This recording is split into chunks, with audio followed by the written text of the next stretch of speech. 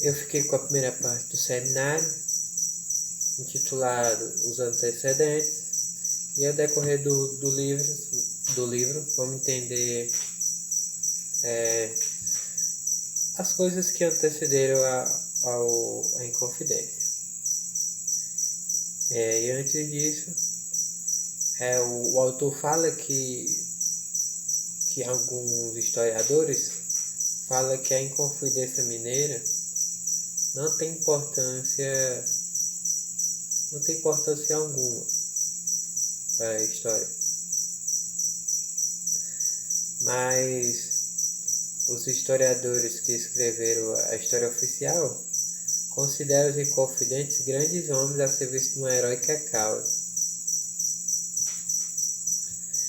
Aí, nessa questão é que os historiadores ele explica que a historiografia oficial tem essa tendência em forjar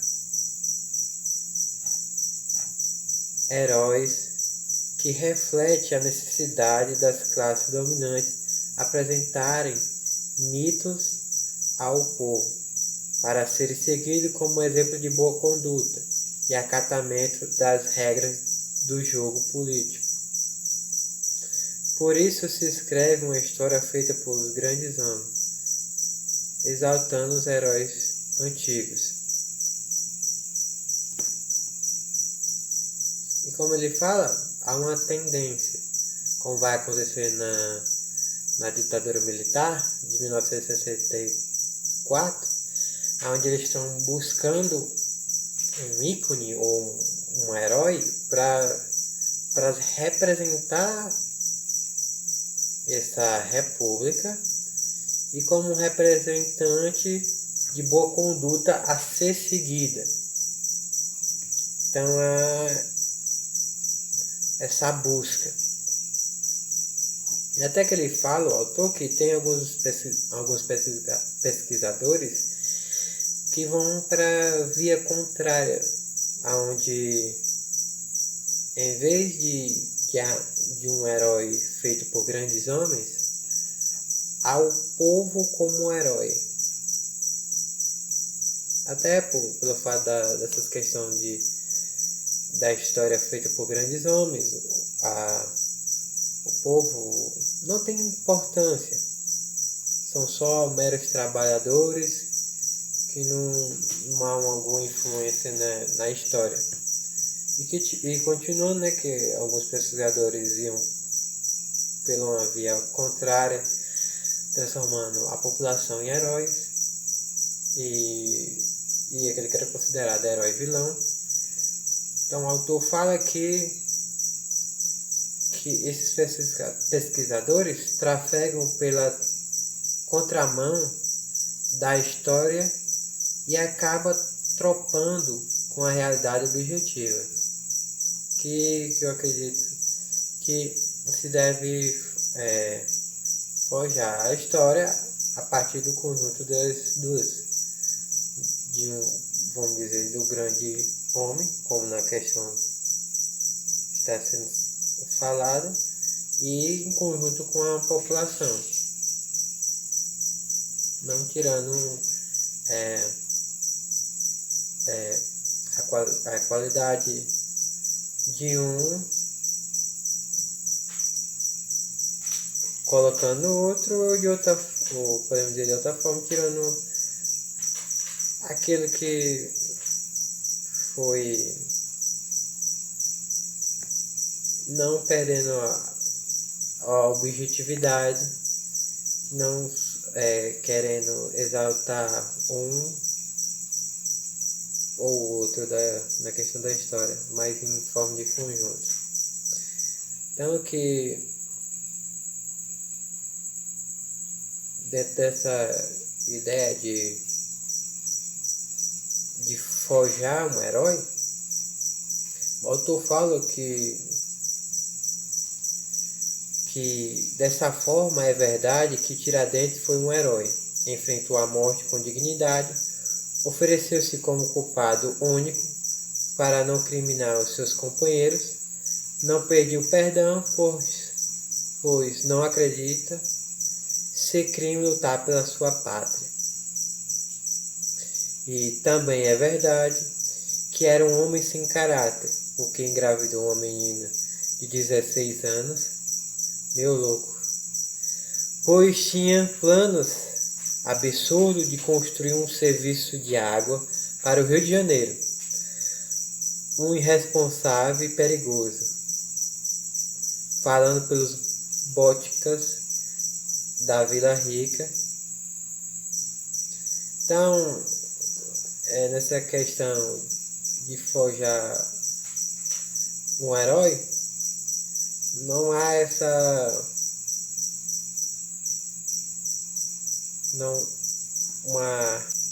essa amostra de como era a vida dele pessoal. Até pela questão de como os militares estão querendo forjar um herói a ser seguido com boas condutas, então não é viável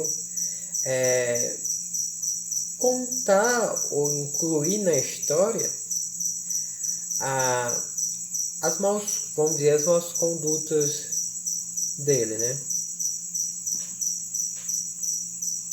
Agora vamos falar sobre um pouco da relação entre Portugal e Inglaterra. Até 1630, Portugal foi dominado pela Espanha.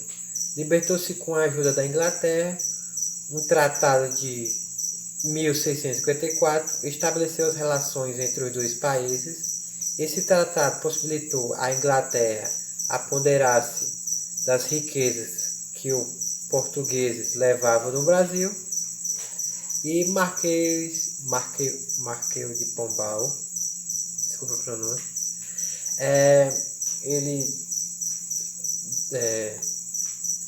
enquanto ele estava no poder, ele buscou lutar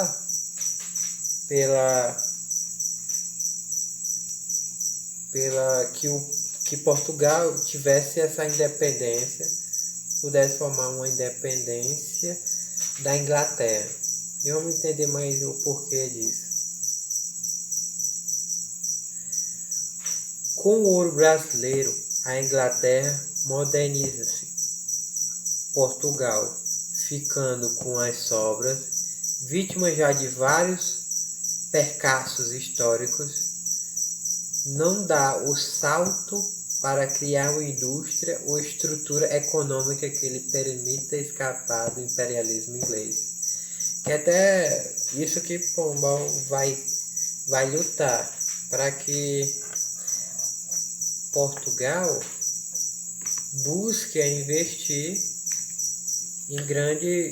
investir na sua economia, nos meios de produção, para que haja uma independência da Inglaterra. E a daqui do livro nós vamos ver que ele vai lutar, só que ele não vai conseguir. Até pelo fato da questão que em Portugal não buscava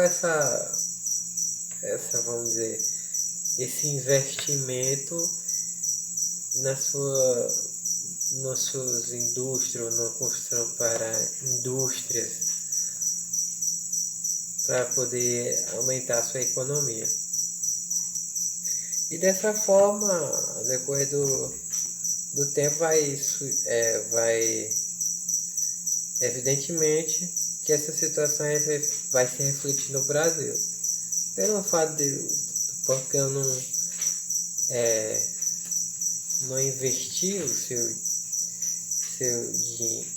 seus recursos devidamente, isso vai refletir no Brasil, porque vai, com a descoberta do ouro em Minas Gerais, vai se cada vez mais fiscalizando em busca de mais dinheiro, mais recursos e a um certo ponto não vai, não vai, os mineradores não vão ter como dar exatamente a quantia que era para se dar anualmente. Porque no começo desse processo eles vão conseguir pagar direitinho e tudo mais. Só que um certo tempo depois vai começar a ficar escasso. Então Portugal vai pensar que está havendo um roubo, porque ele não acredita que o ouro do Brasil não vai se extinguir, é infinito. Mas só que na realidade não é assim. Ele até pensa que viver nesse luxo por resto da sua vida. Agora eu vou falar sobre o enriquecimento dos ingleses. Tanto o ouro foi para a Inglaterra que ela ficou riquíssima. Usou para expandir a sua economia. Surgiram mais e melhores fábricas. A dependência de Portugal aumentou. A submissão econômica forçou cumplicidade política das classes dominantes. Pombal tentou lutar contra isso, nem sucesso. Com o tempo, além do ouro, ia do Brasil a Portugal e daí a Inglaterra, prata, açúcar, couro, cacau e algodão, fumo e também diamantes. Além do ouro e essas demais coisas que iam ser exportadas para a Inglaterra pelo aquele tratado de 1654. Então, é nesse quadro que em 1703 Portugal e Inglaterra assinaram o Tratado de Methuen. Por ele, os produtos ingleses, especialmente lã, entravam em Portugal sem pagar em tributos. Resultado, como 70% das exportações inglesas para a Inglaterra era tecido, e ele entrava sem tributos, tinha preços inferiores aos fabricados no país, e liquidam-se as indústrias portuguesas. Acredito, e dessa maneira sempre fazendo com que os portugueses criem uma dependência de Portugal. Os portugueses sempre dessa forma fazendo com que os portugueses tenham uma grande dependência dos ingleses. Dessa forma é prevista que é o ponto que a gente vai entrar agora, que é o reflexo no Brasil. Então toda essa tendência com que Portugal seja submissa, de certa forma, seja a Inglaterra, então isso causará um reflexo no Brasil. Pelo fato até que essa grande recurso que está sendo tirado do Brasil, que está sendo enviado para a Inglaterra, então vai criar uma situação complicada, porque cada vez vai buscar ser retirado mais, até por Pombal, para tentar, ele vai se fiscalizar com mais rigidez, cada vez mais, para poder ter um fundo para Portugal, para que ela possa investir em indústrias, para que ela possa não ter mais essa dependência da Inglaterra, só que enfim não acontece, vai só buscando mais, tirando mais, e acabando criando uma revolta para os mineradores.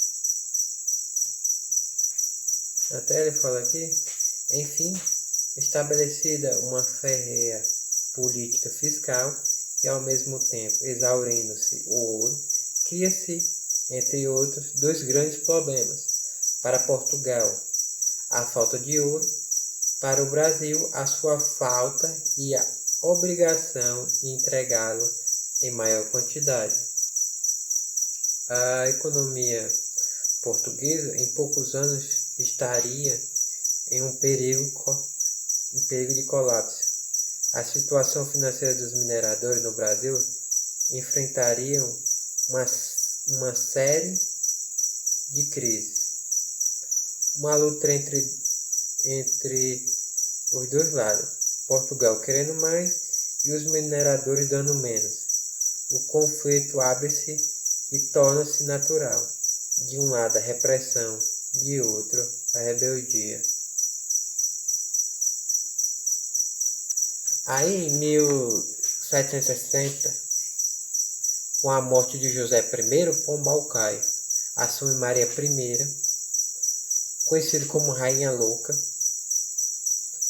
Há um retrocesso em Portugal com a caída de Pombal, então ela não dá importância para essa situação onde Pombal buscava que Portugal se libertasse da Inglaterra. Então ela não se interessou por isso. E ela criou um alvará de 5 de janeiro de 1785, encerra o círculo de loucuras ao proibir a existência de fábricas no Brasil. Nessa situação, com esse alvará dizendo que não haverá mais fábricas, então aquilo que os mineradores, as pequenas assim, fábricas que tinham em Minas Gerais, agora não poderá existir. Então tudo agora que era produzido lá mesmo, agora será produzido que vem de Portugal. Dessa forma, fazendo com que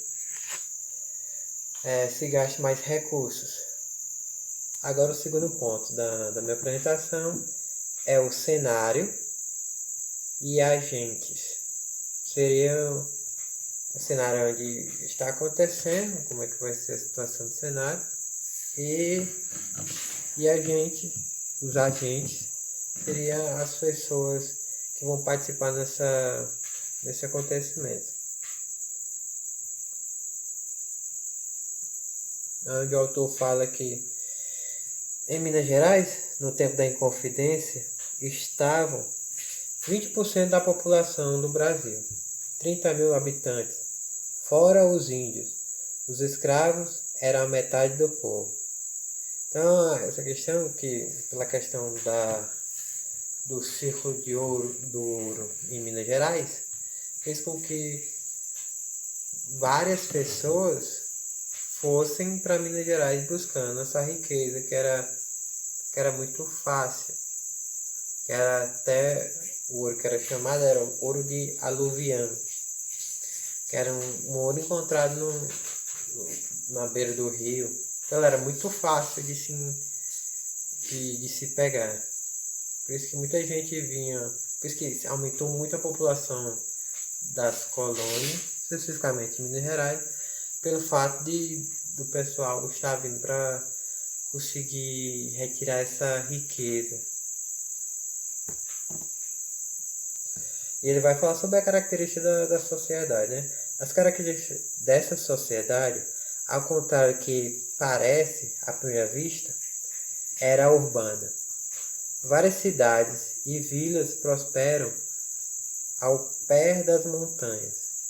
Os grandes proprietários negociavam e moravam nelas, criando um ambiente menos patriarcal que no resto da colônia. Até o autor vai falar que Minas Gerais tem grande potencial de se desenvolver, mas só pela situação que está havendo, de uma grande retirada, onde eles não estão usufruindo para poder investir e tudo mais, então acaba criando uma frustração para o dono das lavouras. Na realidade, eles não querem pagar, né? Então, pelo fato de estar sendo tirado uma grande quantidade e de um certo ponto eles não vão conseguir cobrir o valor que se deveria pagar nessas taxas. Aí ele fala que acabando o ouro de aluvião, que era o ouro bem fácil que se encontrava nos leitos dos rios, que era quase a flor da terra,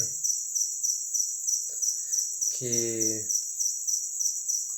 além da importação que já se fazia encarecer o processo de mineração, mesmo produzindo 70% do ouro brasileiro em Minas, não lucrava. O muito que vai para Portugal ia daí à Inglaterra e tirava-lhe a oportunidade de acumular capital para o progresso. Essa situação tem reflexos inesperados. Por exemplo, há um grande número de alforrias na época, apressadamente. Alguns historiadores julgam que isso se deve à opulência das minas.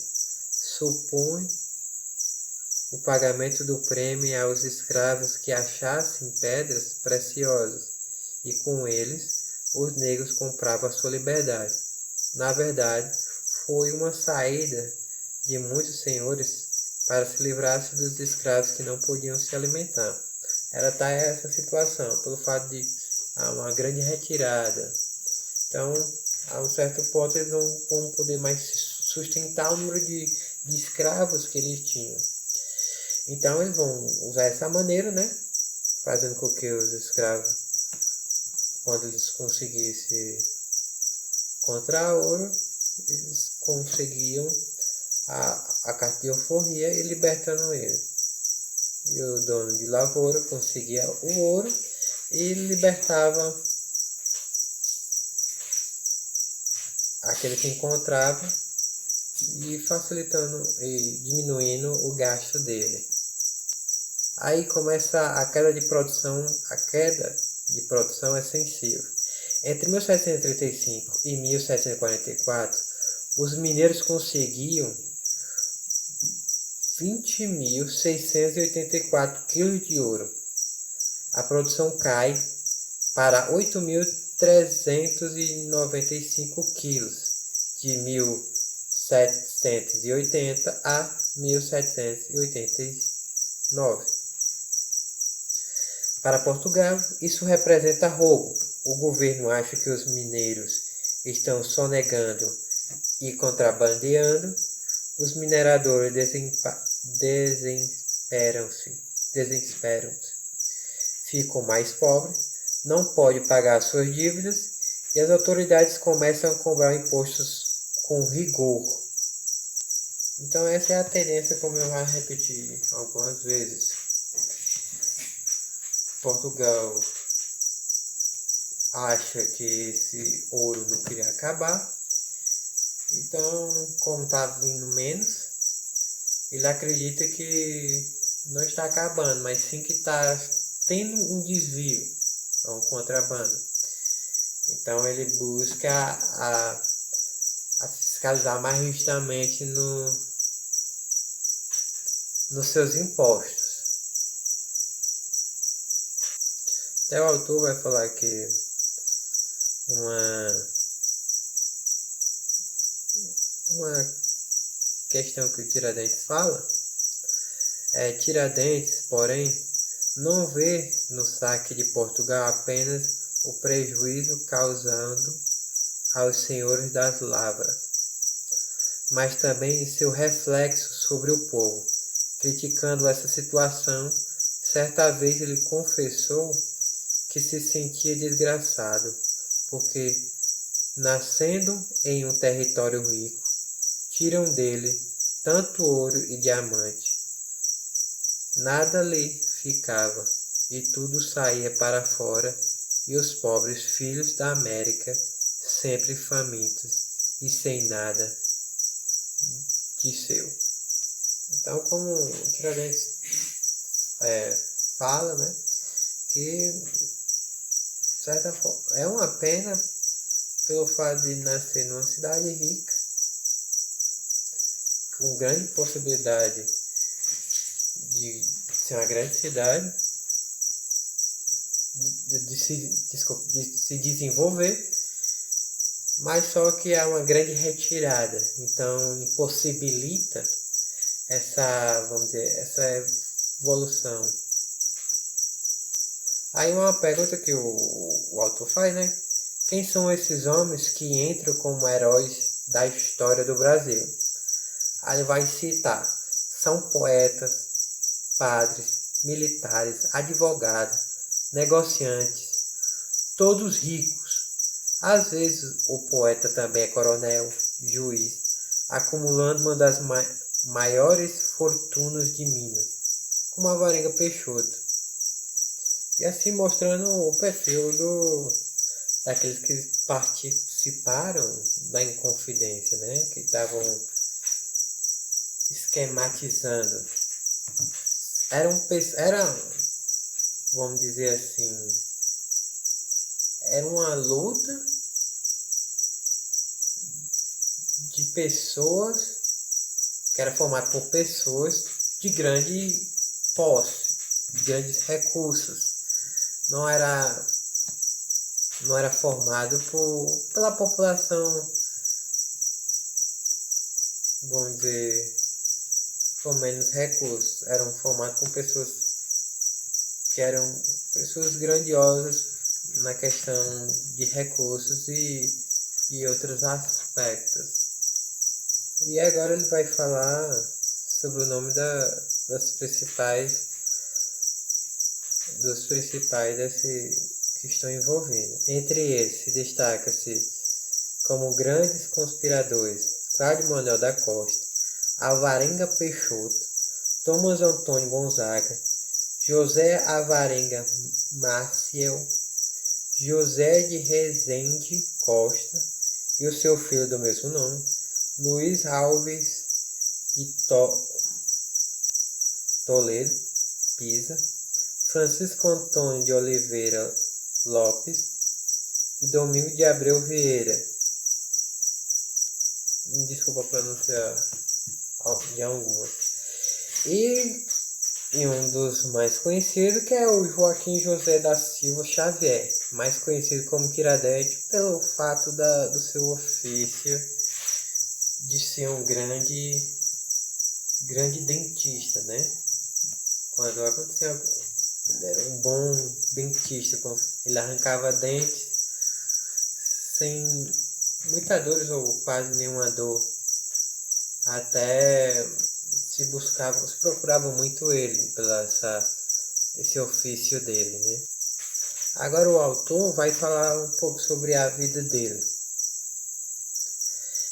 Joaquim José da Silva Xavier foi batizado em 12 de novembro de 1746, data geralmente atribuída ao seu nascimento, na fazenda de Pombal, entre São José e São José dos Reis. São José dos Reis, hoje a cidade de Tiradentes, em sua homenagem.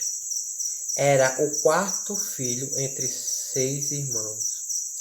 2 deles foram padres e um capitão militar. Seu pai era pequenos fazendeiros de intrusão mediana. Órfão aos 12 anos, foi viver com o padrinho, um dentista que o iniciou na profissão, tal apelido Tiradentes. Não teve estudos, enfrentou uma dura luta pela sobrevivência, tentou tudo e quando as coisas não davam certo, voltava a arrancar dentes. Há muitos testemunhos de que ele era bom nisso. Fazia extrações sem dor e ornava a boca de novos dentes, feitos por ele mesmo, que pareciam naturais, como disse Frei Raimundo de Penafonte. Essa eu nem sabia que ele fazia dentes. Isso é uma questão interessante. Você vai aprendendo a partir da leitura. Vida dura. Aos 14 anos, o adolescente Joaquim, de aspecto enfasado, trabalhava pelo sertão, nas tropas de carga, com destino ao Rio de Janeiro ou Bahia. Quando chovia, ficava com seu padrinho, aperfeiçoando seu ofício de dentista.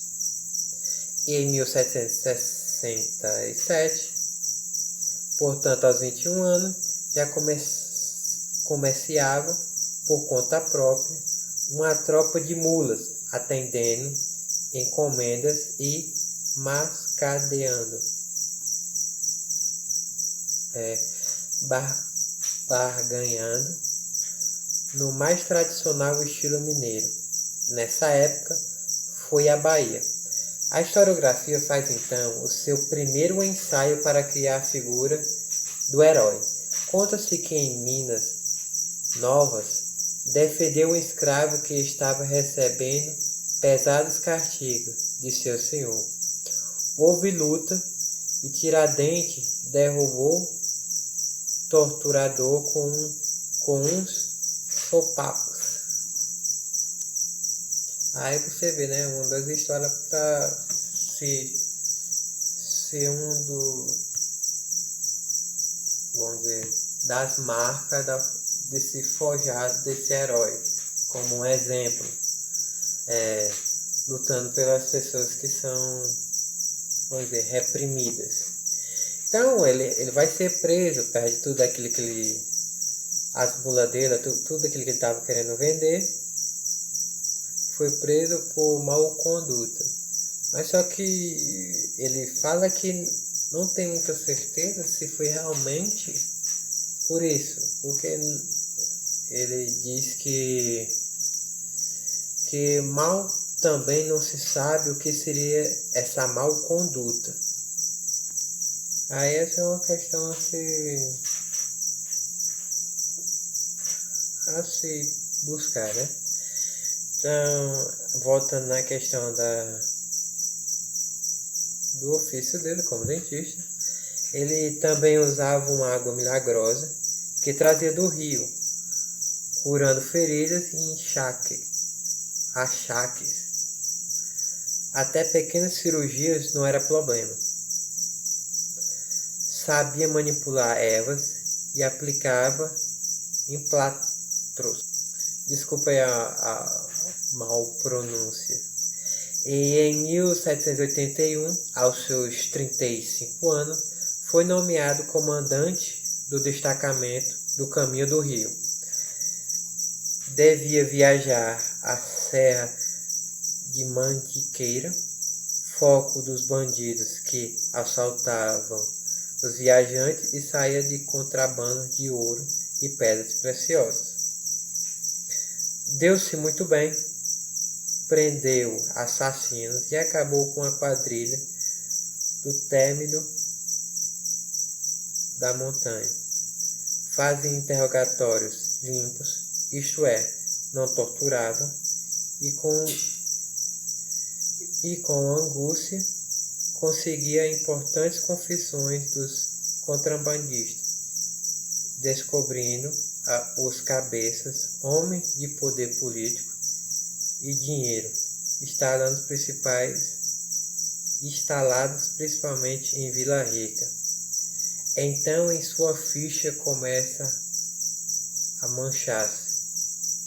Isso falando em consideração ao Tiradentes, que vai ter um momento que ele vão oferecer ele dinheiro para passar uma das encomendas de um dos contrabandos de ouro. Aí o autor vai falar que nesse tempo a maioria dos ricos contrabandeava.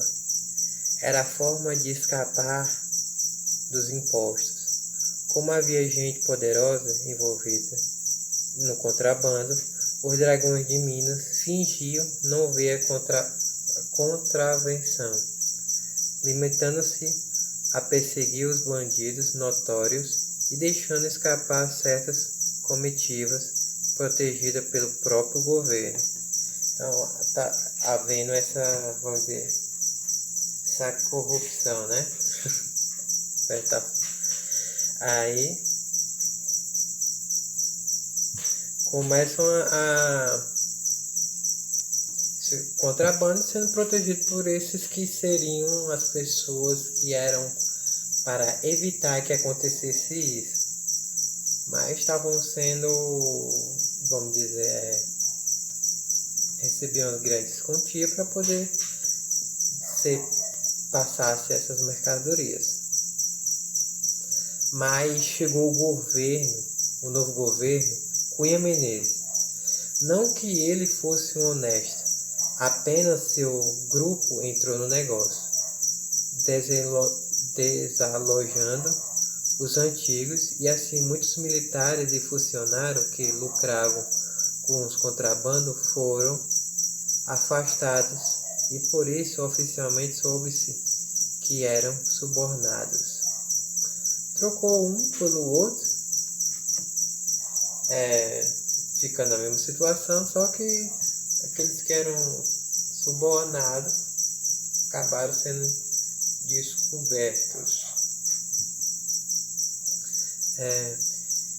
E tudo vai se refletir na sua personalidade, na personalidade do Tiradentes, condicionando o seu caráter. Os percalços da vida naturalmente não os induzem à revolta, mas tem uma boa parcela para fazer dele o revoltado em que se transformou. Não foi por acaso que em 1788, já cansado de tantas conversas, poucas ações, desabafou com seu amigo Vicente de Motta. Nesta Vila Rica não há mais homens, são uns modistas, mas eis de armar uma meada tal, que não se há de desembaraçar em 20 ou 100 anos, mas como não era apenas amargo, uma boa dose de despeito, completou, num suspiro. Se todos quisessem, poderíamos fazer um Brasil uma grande nação. Então ele fala que se todos buscassem se empenhar, poderíamos tornar uma grande nação. Então essa é uma, vamos dizer, é um desabafo do Tiradentes que ele faz para um amigo dele. Aí o autor vai falar sobre a vida pessoal do Tiradentes. Aí o autor fala que se a vida profissional do Tiradentes não dá certo, a pessoal é um problema que ele viveu intensamente e que os historiadores oficiais resolveram de um golpe só, não falar dele. Como estava falando, eles buscam não falar sobre a vida pessoal dele, até pelo fato de, como nesse momento estão forjando um herói, não é, como eu já falei no começo, não é adequado falar da vida o pessoal dele dando em vista daquilo que ele já fez, entendeu? Então seria melhor reunir tudo aquilo que é considerado como boas condutas para que há, até de certa forma, uma melhor aceitação da população e um bom exemplo para ser seguido, que era esse o princípio da ditadura militar, da questão da república, que eles buscavam uma pessoa para que a população se inspirasse nele e seguisse as condutas. Até o autor fala que ele não tinha barba, até a questão ele ser militar não era aceito.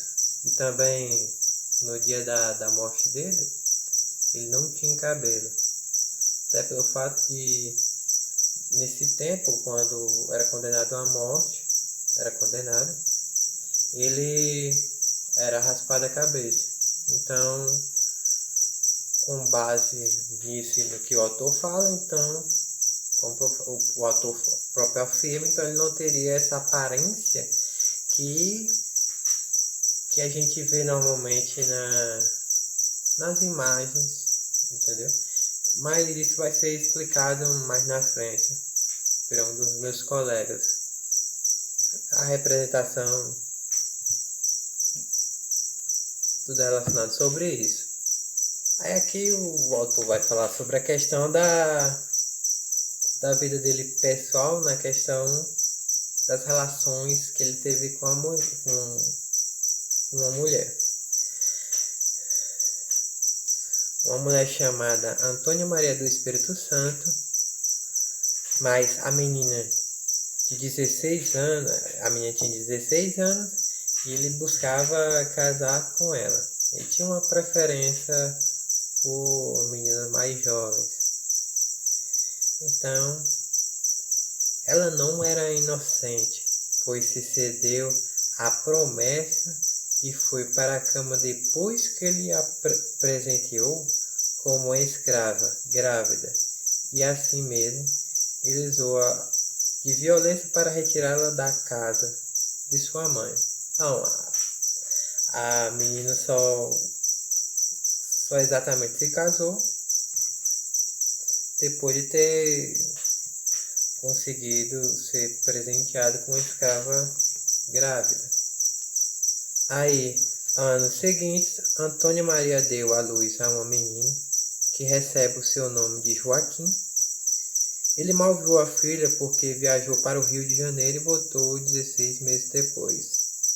É até essa questão que, nesse tempo desses 18 meses que ele passou fora, foi exatamente pelo nascimento da sua filha, né?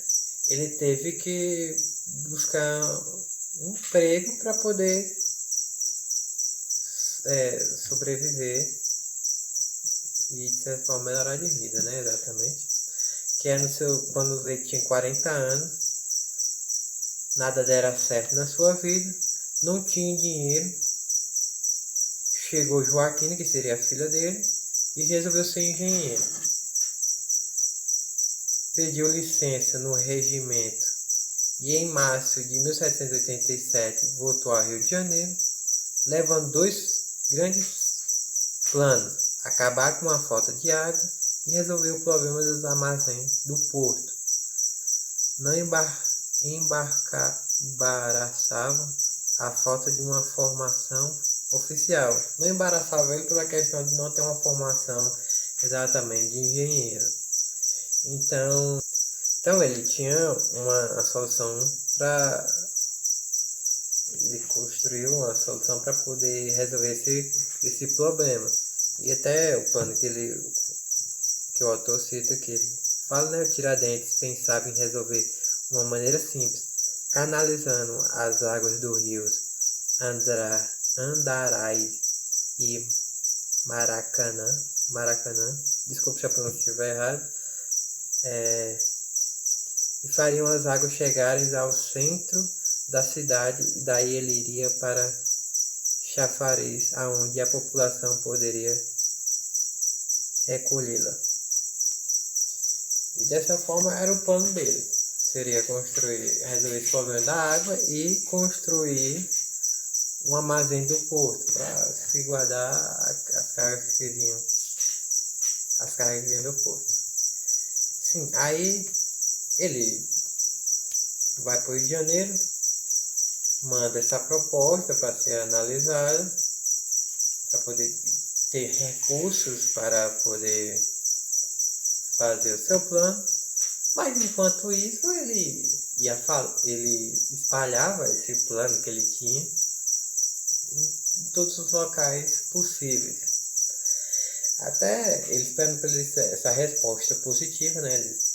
Mas só que a Câmara Municipal negou-lhe todos os sonhos. Não aceitou porque ela disse que acha inviável a maneira de resolver o problema dele. Então ele fica triste. E mesmo assim, ele busca continuar espalhando essas duas maneiras de poder resolver esses problemas. Então, ele vai espalhando e vai sendo reconhecido, mas só que todos ri dele. Até os maçons, que ele faz parte, não acreditam naquilo que ele tanto fala, entendeu? Então, se percebe-se, ao meu ponto de vista, mesmo com toda essa situação, né, que até, antes de falar isso, que os jovens de Minas Gerais, né, as pessoas ricas, mandavam seus filhos para o exterior para estudar tudo mais, e até o Tiradentes, ele viveu nessas fontes que essas pessoas beberam quando estavam fazendo faculdade no exterior. Eu conheci essas pessoas e até uma coisa o autor fala aqui. No Rio conheceu muita gente, ouviu de jovens vindo da Europa as novas ideias. Essa aprendizado, falando e ouvindo, empolgando-se e sendo vaiado, lutando e fracassando, magoou, mas deu-lhe brios de vencer aquela sociedade. Então ele bebeu um pouco dessa fonte, dessas pessoas que estavam fazendo sua faculdade no exterior. E eu percebo que ele, mesmo com toda essa situação que ele vive, vamos dizer, de uma grande parte por fracasso e tudo mais, ele sempre continua lutando fielmente naquilo que ele tanto almejava, né? Então, acredito nesse aspecto, até onde eu entendi, é algo a ser elogiado e admirado, entendeu? Então, mais uma questão, né, que como estava falando, que era esse período de 18 meses que ele passa, e quando ele volta, ele descobre que a mulher dele foi infiel com ele. Teve alguns casos com outros homens e tudo mais. Então eu finalizo por isso. Muito obrigado pela atenção.